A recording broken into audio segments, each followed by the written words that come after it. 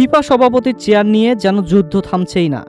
একদিকে ইনফান্তিনোকে ঘিরে একের পর এক অভিযোগ, অন্যদিকে এবার পাল্টা আক্রমণে নামল খোদ ফিফা। সংস্থাটির স্পষ্ট বার্তা, এসব কিছুই পরিকল্পিত অপপ্রচার। প্রশ্ন হলো, সত্যিই কি ষড়যন্ত্র চলছে ইনফান্তিনোকে হটাতে, নাকি জবাবদিহিতা এড়াতেই এই পাল্টা কৌশল?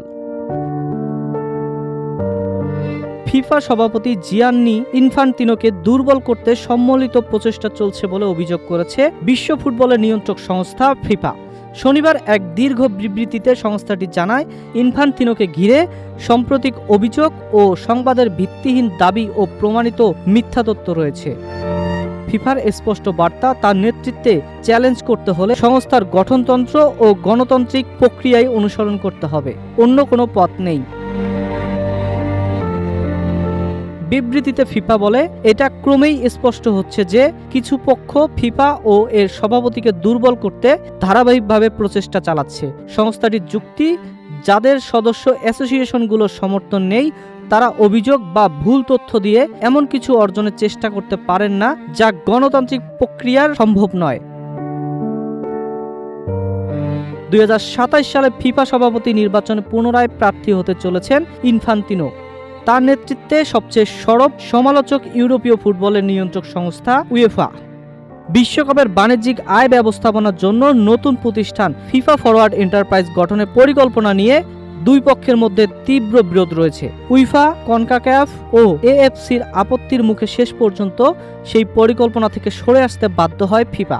কিন্তু তাতেও থামেনি উইফার আপত্তি, এমনকি ফিফার প্রতিযোগিতা বয়কটেরও হুমকি দিয়ে রেখেছেন সংস্থাটি। এর মাধ্যমে সামনে এসেছে ইনফান্তিনোর ব্যক্তিগত জীবন নিয়ে এক অভিযোগ। ব্রিটিশ সংবাদ মাধ্যম ডেইলি টেলিগ্রাফের দাবি, উইফার জেনারেল সেক্রেটারি থাকাকালে এক নারীর সঙ্গে প্রেমের সম্পর্কে জড়িয়েছিলেন ইনফান্তিনো, আর উইফা ছাড়ার সময় ওই নারীকে মোটা অঙ্কের অর্থ দেওয়া হয়েছিল। উইফার বর্তমান প্রশাসক এই অর্থ প্রদানের বিষয়টি নিশ্চিত করেছেন। ঠিক এই প্রেক্ষাপটেই নিজেদের অবস্থান স্পষ্ট করল ফিফা। সংস্থাটির যুক্তি, ইনফান্তিনোর সদস্য অ্যাসোসিয়েশনগুলোর ভোটে গণতান্ত্রিকভাবে নির্বাচিত এবং তাদের ম্যান্ডেট অনুযায়ী দায়িত্ব পালন করছেন। ফিফা সরাসরি জানিয়ে দিয়েছে, সভাপতি নির্বাচন সংক্রান্ত এমন কোনো প্রতিক্রিয়াকে তারা সমর্থন করবে না যা সংস্থার গঠনতন্ত্র ও পরিচালন কাঠামোর সঙ্গে সামঞ্জস্যপূর্ণ নয়। একই সঙ্গে সাম্প্রতিক প্রতিবেদনের বিশ্বাসযোগ্যতাও নিয়ে প্রশ্ন তুলেছে সংস্থাটি।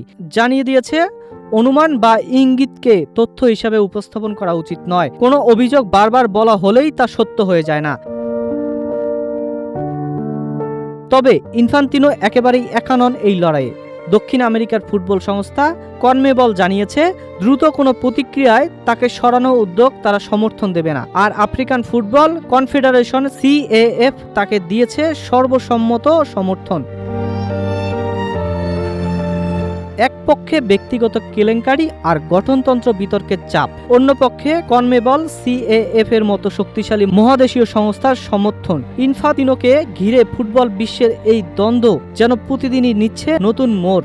ফিফা বলছে এটি ষড়যন্ত্র, সমালোচকরা বলছে এটি জবাবদিহিতার প্রশ্ন। শেষ পর্যন্ত সত্যটা কোন দিকে হেলে পড়বে, আর 2027 সালের নির্বাচনের আগে ইনফান্তিনোর আসনটাই বা কতটুকু সুরক্ষিত থাকবে, সেই উত্তরের অপেক্ষায় গোটা বিশ্ব।